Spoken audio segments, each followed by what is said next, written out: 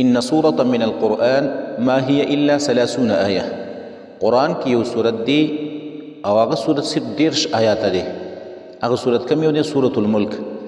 دا سورة الملک چې څوک د وده کېدو په ټیم کې ماخوستن په اوداسه باندې او دا سورت ولولي او بیا وده شي نو څلور انعامات به دې ویونکي ته میلاویږي د دې سورت په برکت باندې. یو نبی صلی الله علیه وسلم فرمایي هي المانعة من عذاب القبر. دا سورت چې دی دا منع کوونکی دی د عذاب د قبر نه. یعنی کم څوک چې دا سورت وایي سورة الملک نو دا سړی به الله رب العالمین محفوظ کی د عذاب د قبر نه، دته به عذاب د قبر نه میلاویږي. دویم شفاعت لصاحبها. دا سورت به خپل ویونکي دپاره په قیامت کې سفارش کوي. دریم نبی صلی الله علیه وسلم په حدیث کې الفاظ داسې راغلي دي چې خاصمت عن صاحبها. دا سورت به د خپل ویونکي دپاره ضد کوي د الله په دربار کې ضد، او د هغه پورې به ضد کوي چې حتی غفر له تر دې چې دته معافي وشي.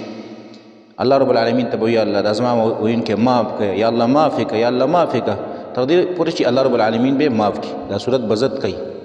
او څلورم په یو بل حدیث کې داسې راځي چې حتی ادخلته الجنه.